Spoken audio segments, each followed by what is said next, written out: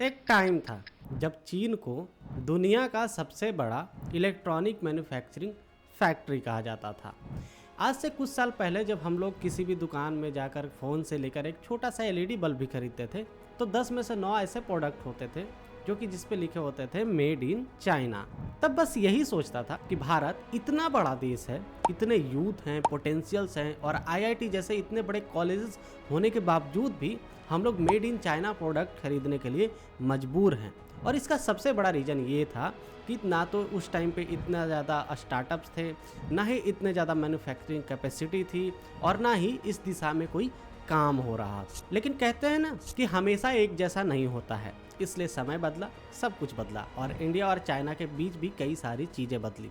एक समय आपको याद होगा हमारे लद्दाख बॉर्डर पर इंडिया और चाइना के बीच एक कॉन्फ्लिक्ट हुआ जिसकी वजह से पूरे भारत भर के लोगों के पास एक एंटी चाइना सेंटीमेंट खड़ा हो गया और जिसका नतीजा ये हुआ कि हम लोगों ने चाइना के प्रोडक्ट को बाइकआउट करना शुरू कर दिया और साथ ही साथ सरकारों ने भी हमें खूब मदद किया। और सरकार सिर्फ शब्दों से ही नहीं बल्कि अपनी नीतियों से भी मदद किया, जैसे कि मेक इन इंडिया प्रोडक्ट हो गया, आत्मनिर्भर भारत जैसे स्कीम्स हो गए, वो चलाए गए जिसकी वजह से जो जितनी भी स्टार्टअप्स वाली कंपनियां थी, मैन्युफैक्चरिंग कंपनियां थी, उन सबको सस्ते में लोन दिया गया और उन सब के मैन्युफैक्चरिंग कैपेसिटी को बढ़ाया गया। एक वो दिन था और एक आज का दिन है। अगर आप किसी शॉप में जा करके कोई इलेक्ट्रॉनिक सामान मांगते हैं तो उसके में 10 में से 8 प्रोडक्ट मेक इन इंडिया ही शायद निकले।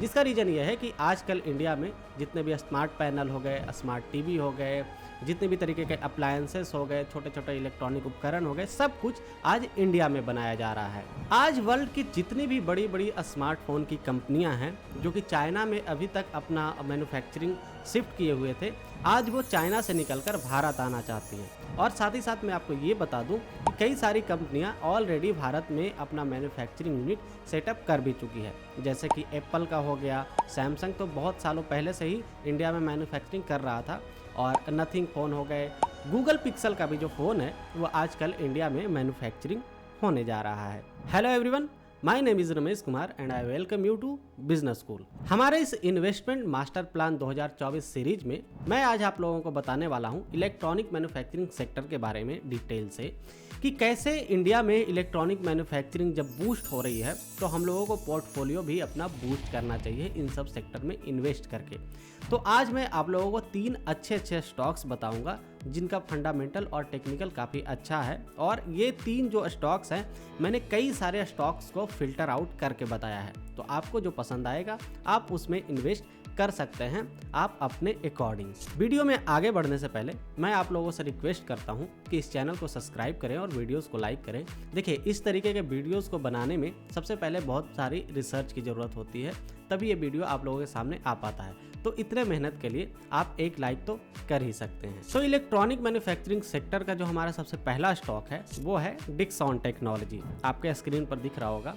ये कंपनी जो है वो ब्रांड बनाती है, ब्रांड को ब्रांड बनाती है और ब्रांड बना करके देती है। किस तरीके से? जैसे देखिए, आपके घर में एक स्मार्ट टीवी होगा जो सैमसंग या फिर किसी भी कंपनी का हो सकता है, साथ ही साथ सेटअप बॉक्स होगा, आपके घर में अप्लायंसेस होंगे जैसे कि वॉशिंग मशीन हो गए, फ्रिज हो गए, कूलर हो गए। तो ये सब चीज़ें, जितनी भी तरीके की चीज़ें हैं, ये कंपनियों के लिए बना के देती है। जैसे कि आपके घर में अगर सैमसंग का टीवी है तो most of the time Dixon ने ही बनाया होगा, या फिर किसी भी तरीके का जो मेडिकल इक्विपमेंट जो हॉस्पिटल्स में लगते हैं वो भी डिक्सॉन टेक्नोलॉजी बनाती है। अगर यूं कहा जाए कि बड़ी बड़ी कंपनियों के पीछे कौन है तो ये डिक्सॉन टेक्नोलॉजी है।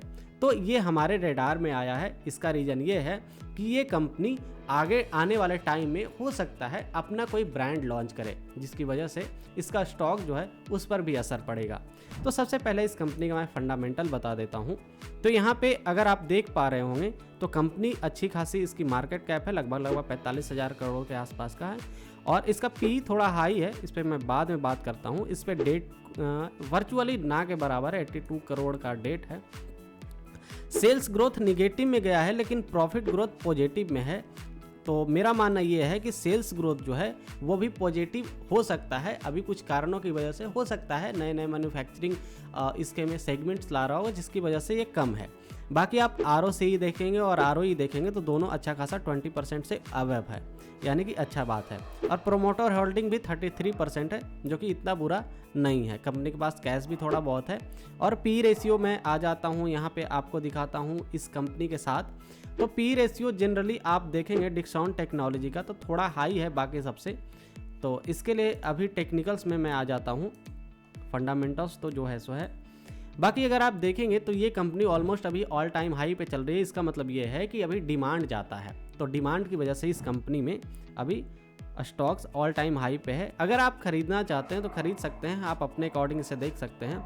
लेकिन मैं अगर बाई यहाँ पे करना चाहूँगा तो मुझे अगर 6670 के आसपास में आता है तो मैं एक बाई साइड जा सकता हूँ, और साथ ही साथ मेरा यहाँ SL इस पॉइंट पे हो जाएगा 5800 के आसपास का।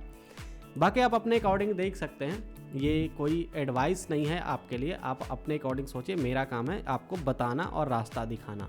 तो ये थी डेक्सॉन टेक्नोलॉजी जिसके बारे में मैंने अभी बताया। अब जो हमारी नेक्स्ट कंपनी होने वाली है वो है भारत की एक सरकारी कंपनी जिसका नाम है भारत इलेक्ट्रॉनिक्स लिमिटेड। ये कंपनी, अगर मैं आपको कहूँ कि इंडिया में जितने भी इलेक्ट्रॉनिक उपकरण आप सरकारी विभाग में देख रहे हैं, या तो इसने उसका एक रूपरेखा तैयार किया हुआ होगा या फिर इसने उसे बना करके दिया होगा। अभी मैं आपको इसका वेबसाइट पे लिए चलता हूँ, जहाँ पे अगर आप देखेंगे तो ये कंपनी सारे सेक्टर्स में है। डिफेंस में आ जाएं, नॉन डिफेंस में आ जाएं, सॉफ्टवेयर में आ जाएं, इलेक्ट्रॉनिक मैन्युफैक्चरिंग में आ जाएं, एक्सपोर्ट सर्विसेज, सारी तरह के सर्विसेज देती है। तो सबसे पहले बात कर लेते हैं डिफेंस सेक्टर में। तो डिफेंस सेक्टर में ये कंपनी रेडार्स बनाती है, इक्विपमेंट्स बनाती है। जैसे यहाँ पे अगर आप देख पा रहे होंगे तो कम्युनिकेशन डिवाइसेस बनाती है, रेडार बेस्ड टेक्नोलॉजी बनाती है, नेवल शिप के लिए जो टेक्नोलॉजी होती है वो बनाती है। यानी इलेक्ट्रॉनिक सेक्टर में जितनी भी टेक्नोलॉजी है, यानी कि अगर आप यूं कहें कि सरकार जो डिफेंस सेक्टर में जितनी भी इलेक्ट्रॉनिक चीज़ें बनवा रही है वो BEL से ही बनवा रही है। अब डिफेंस के अलावा हम लोग नॉन डिफेंस पे बात कर लेते हैं। जैसे कि यहाँ पे नॉन डिफेंस के अंदर ज़्यादातर चीज़ें जैसे रेलवेज़ वगैरह की जो डिपार्टमेंट हो गई, उसके में किस तरीके से काम करता है तो मैं आपको यहाँ पे दिखा देता हूँ। रेल और मेट्रो में काफ़ी तेज़ी से ये काम कर रहा है। जैसे कि रियल टाइम मॉनिटरिंग सिस्टम हो गया, और भी जो सॉफ्टवेयर्स इनको चाहिए होता है रेलवे और मेट्रो के लिए, तो वो भी ये बना करके देती है। जैसे यहाँ पे अगर आप देख पा रहे हैं तो स्कोडा सिस्टम है, रेडियो डिवाइस हो गया, तो डाटा डिवाइस हो गए, ये कई सारी चीज़ें ये बनाती है। इसके अलावा ये कंपनी सॉफ्टवेयर्स प्रोवाइड करती है। तो यानी कि देखा जाए तो ये कंपनी इलेक्ट्रॉनिक्स के फील्ड में बहुत ही बड़ी कंपनी है। देखिए एक चीज़ है, जितने भी PSU कंपनीज हैं उनके स्टॉक्स थोड़े छोटे होते हैं। छोटे होने का मतलब ये है कि उनका जो स्टॉक प्राइस होता है वो छोटा है। बाकी मार्केट कैप अगर आप देखते हैं तो अच्छा खासा है, 1.5 लाख करोड़ के आसपास का मार्केट कैप है। P रेशियो 44 का है, डेट नहीं है इस कंपनी के पास। और दो चीज़ों पे अगर आप ध्यान दीजिए, सेल्स ग्रोथ और प्रॉफिट ग्रोथ पे मैसिव है, ठीक है। और ROAS और ROC काफ़ी अच्छा है, जो कि इसे फंडामेंटली स्ट्रॉन्ग बनाती है। अब P की बात मैं कर लेता हूँ। इनके सारे जितने भी कंपनियाँ हैं, जैसे और भी है, उन सब से इसका P जो है वो अच्छा है। तो यहाँ पे इसका फंडामेंटल काफ़ी स्ट्रॉन्ग है, नो डाउट। मैंने इसे चुन करके निकाला है तो फंडामेंटल स्ट्रॉन्ग ही होगा। और यहाँ पे टेक्निकल्स की बात करूँ तो ये आज ऑल टाइम हाई पे अभी चल रहा है, आज नहीं कल था, लेकिन अभी इसलिए ऑल टाइम हाई पे चल रहा है क्योंकि इंडिया में जो एक्सपोर्ट है, डिफेंस एक्सपोर्ट, वो काफ़ी तेज़ी से बढ़ रहा है। उसका रीज़न ये है कि हम लोग सिर्फ बड़े बड़े जैसे हवाई जहाज ही बेचना डिफेंस एक्सपोर्ट में नहीं आता है, छोटे छोटे इक्विपमेंट्स भी जो होते हैं उसे भी बेचना एक डिफेंस एक्सपोर्ट में आता है। जैसे कि हम लोग अगर रेडार सिस्टम बेच रहे हैं, कम्युनिकेशन डिवाइसेस बेच रहे हैं, तो वो भी एक्सपोर्ट के अंदर आता है, जो कि धीरे धीरे एक्सपोर्ट सिस्टम को बूस्ट कर रहा है, जिसके में कि हमारा जो इलेक्ट्रॉनिक्स है, भारत इलेक्ट्रॉनिक्स, वो अच्छा खासा अपना योगदान दे रहा है। तो जिसकी वजह से इसका जो स्टॉक्स है वो भी आप देख पा रहे होंगे। हालांकि ये अभी ऑल टाइम हाई पे चल रहा है तो कुछ कह नहीं सकता हूँ, लेकिन अगर मुझे नीचे मिलता तो मैं बिल्कुल लेने में समर्थ होता। और अगर ये इस वीक में इस ट्रेडिंग सेशन में जो कैंडल दिख रहा है, अगर इसके ऊपर क्लोज होता है प्रीवियस हाई के, तो मैं इसमें लॉन्ग जा सकता हूं, क्योंकि अभी इस पे मेरा जो व्यू है वो बुलिश है। तो ये था भारत इलेक्ट्रॉनिक्स लिमिटेड। अब बात करते हैं हमारी जो तीसरी कंपनी है उसके ऊपर, जिसका नाम है सीमेंस लिमिटेड। इसके बारे में शायद आप न्यूज़ में सुनते होंगे कभी कभार, लेकिन ये कंपनी जो है वो उससे भी ज़्यादा पुरानी है, लगभग 150 साल पुरानी कंपनी है ये। और इसके बारे में अगर मैं बात करूं तो ये बड़ी बड़ी कंपनियों के साथ कोऑपरेट करके अभी काम कर रही है, जैसे एनवीडिया हो गया। कुछ ही दिन पहले आप न्यूज़ सुने होंगे कि एनवीडिया जो है वो दुनिया की सबसे ज़्यादा तेज़ी से बढ़ने वाली कंपनी है, जो कि स्टॉक मार्केट में इसका कैपिटलाइजेशन काफ़ी तेज़ी से बढ़ा है। इसका रीज़न ये है कि आज जितने भी बड़े बड़े सुपर कंप्यूटर्स देख रहे हैं, गेमिंग्स कंप्यूटर देख रहे हैं, सब में एनवीडिया का चिप लगा हुआ होता है, जिसकी वजह से एनवीडिया का डिमांड बढ़ रहा है। और साथ ही साथ ये माइक्रोसॉफ्ट जैसे कंपनियों के साथ काम करता है। इस कंपनी का काम जो है वो इलेक्ट्रॉनिक मैन्युफैक्चरिंग के साथ साथ ये डेटा एनालिसिस पे काम करता है, सर्वेलेंस पे काम करता है, यानी कि कई सारी चीज़ें हैं जिसके ऊपर ये डिजिटलाइजेशन में काम कर रहा है, जिसकी वजह से इस कंपनी का जो डिमांड है वो काफ़ी तेज़ी से बढ़ रहा है। सबसे पहले आप इसका ग्राफ देख लीजिए, अगर वीकली ग्राफ देख पा रहे हो तो ये भी company almost all time high पे चल रहा है। और इसका आप फंडामेंटल देखेंगे तो जो कि 2 लाख करोड़ के आसपास इसका मार्केट कैप है। पी रेशियो जो है वो थोड़ा हाई है, बाकी दिखाता हूँ मैं, डेट नहीं है। सेल्स ग्रोथ और प्रॉफिट ग्रोथ काफ़ी अच्छा है। बाकी ROC और ROE भी अच्छा है। बाकी आप इसका पी देख लीजिए कंपनी के साथ तो थोड़ा हाई है, फिर भी अभी भी इंडिया के आसपास में चल रहा है, मतलब चल सकता है, थोड़ा हाई है लेकिन चल सकता है। इसका टेक्निकल्स का मैं क्या ही बताऊं, क्योंकि ये अगर ऑल टाइम हाई पे चल रहा है तो आप खुद से डिसाइड कीजिए इसमें कि आपको यहाँ पे इन्वेस्ट करना है, अपने पोर्टफोलियो में रखना है या नहीं, वो मुझे आप कमेंट सेक्शन में ज़रूर बताइएगा। बाकी ये थे 3 कंपनियां, और इसके ऊपर जो मैंने 3-4 वीडियोस बनाए हैं उसका लिंक आपको डिस्क्रिप्शन में या फिर आई बटन में मिल जाएगा, और साथ ही साथ आपको एंड स्क्रीन में भी मिल जाएगा, जिसे जाकर के वॉच कर लीजिए।